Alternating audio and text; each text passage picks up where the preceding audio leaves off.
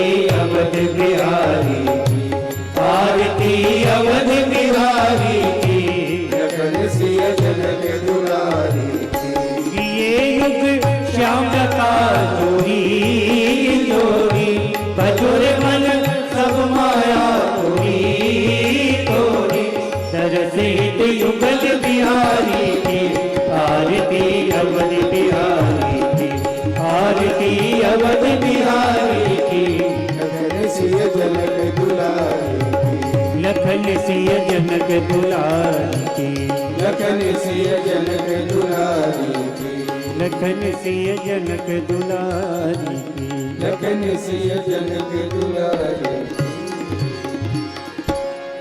आरार्तिक्यं समर्पयामि जलेन शीतलीकरणम् आरार्तिक्यं ग्रहणं पुष्पैः